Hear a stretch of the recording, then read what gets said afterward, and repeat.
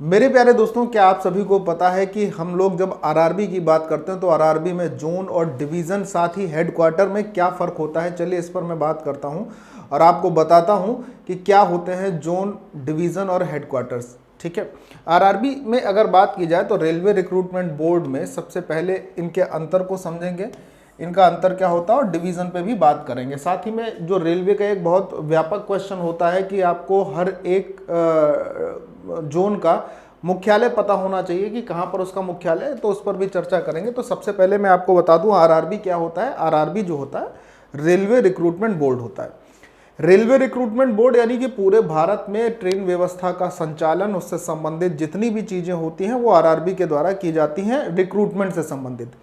Recruitment के अंदर यानी आरआरबी के अंदर क्या आते हैं, जोन्स आते हैं, बहुत सारे जोन होते हैं। यानी इस आज की डेट में अगर बात की जाए तो रेलवे के टोटल 18 जोन हैं और ये जो जोन्स होते हैं ना, इसको कंट्रोल किया जाता है जीएम के द्वारा, जिसे कहते हैं जनरल मैनेजर के द्वारा। जोन चूंकि बहुत बड़ा क्षेत्र होता है जोन को देखने वाला, तो जोन भी कई सारी चीज़ों में बांटे जाते हैं। जोन बहुत सारे डिविजन्स में बांटे जाते हैं।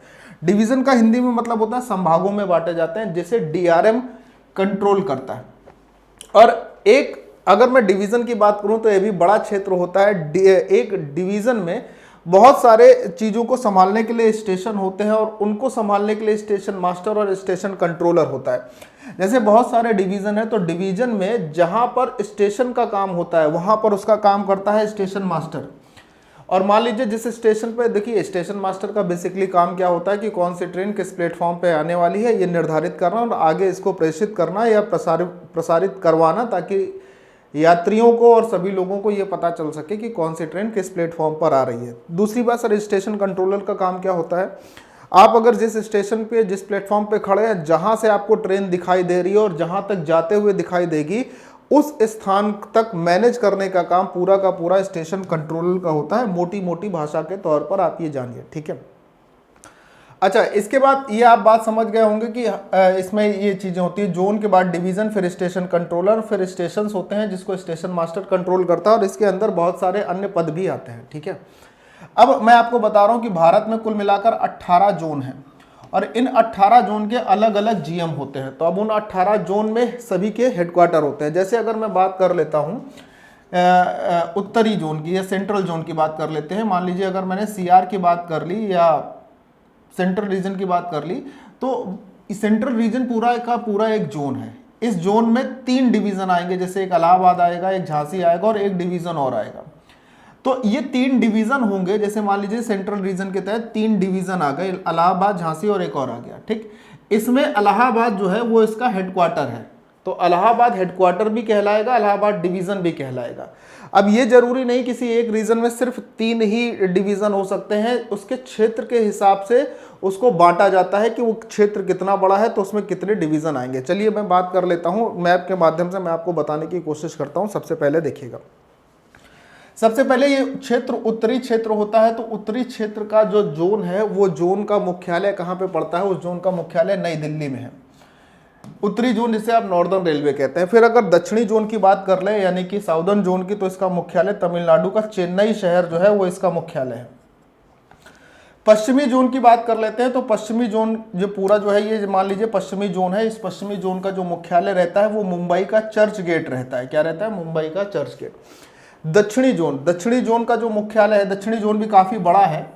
दक्षिणी जोन का जो मुख्यालय है वो कोलकाता शहर को बनाया गया है। पश्चिम बंगाल की राजधानी जो होती है कोलकाता, उसको बनाया गया है, ठीक है। आगे बढ़ते हैं।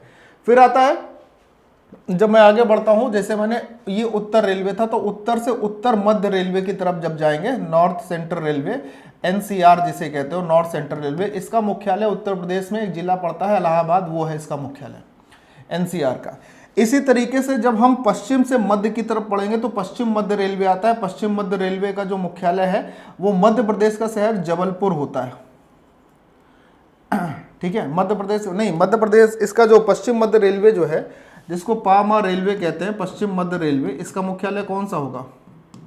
जबलपुर ही तो होना चाहिए। आप लोग भी कमेंट से बताना, पश्चिम मध्य रेलवे का मुख्यालय जबलपुर होता है। एक बार चेक कर लूँ क्या, पश्चिम मध्य रेलवे का मुख्यालय कौन सा है? पश्चिम रेलवे का तो हो गया मुंबई चर्च गेट, पश्चिम मध्य रेलवे का क्या हो गया? जबलपुर, ठीक था। पश्चिम मध्य रेलवे का मुख्यालय क्या है? जबलपुर है, ठीक है। ऐसे यहाँ से अगर हम उत्तर से इस तरफ आएंगे तो उत्तर मध्य रेलवे आता है। उत्तर मध्य रेलवे का मुख्यालय अब यहाँ पर जब आओगे तो छत्तीसगढ़ में आता है। कौन सा आता है? छत्तीसगढ़। ठीक है, उत्तर मध्य रेलवे का मुख्यालय क्या होगा? छत्तीसगढ़ होगा। और जब नीचे से ऊपर की तरफ आएंगे नहीं, दक्षिण मध्य रेलवे का मुख्यालय जो होता है वो सिकंदराबाद आता है। क्या आता है? सिकंदराबाद।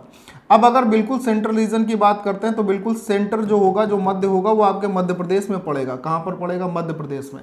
तो ऐसे कुल मिलाकर अगर मैं बात करते जाता हूँ तो टोटल 18 जोन हमारे पूरे भारतवर्ष में रेलवे को संचालित करते हैं। ठीक है, जिसमें अगर मैं बात करूं तो इसके मुख्यालय यहाँ पर हैं, जैसे मध्य रेलवे मुंबई टर्मिनल, उत्तर रेलवे दिल्ली हो गया, पूर्वोत्तर रेलवे गोरखपुर हो गया, पूर्वोत्तर सीमांत रेलवे मालेगांव हो गया, पूर्व रेलवे का कोलकाता, दक्षिण पूर्व रेलवे का गार्डन रीच कोलकाता। ये 2 जगह का मुख्यालय है। पूर्व रेलवे का भी है और दक्षिण पूर्व रेलवे का मुख्यालय भी यही है।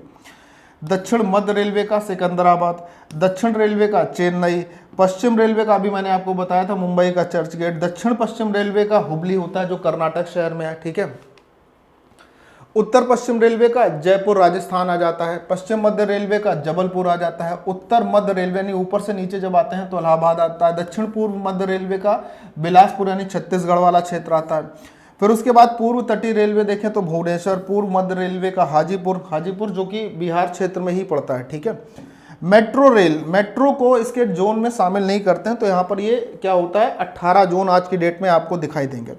दक्षिण तटीय रेलवे का विशाखापत्तनम और कोंकण रेलवे का मुख्यालय मुंबई पड़ता है। मुंबई भी 2 चीज़ों का मुख्यालय है, जोन है। और ऐसे ही अगर बात करें तो कोलकाता भी 2 जोन का ही मुख्यालय है। तो ये क्वेश्चन भी आपसे कभी कभी पूछता है कि दक्षिण पश्चिम रेलवे का मुख्यालय कहाँ है या उत्तर रेलवे का मुख्यालय कहाँ है, तो वो भी आपका इस बात से क्लियर होगा।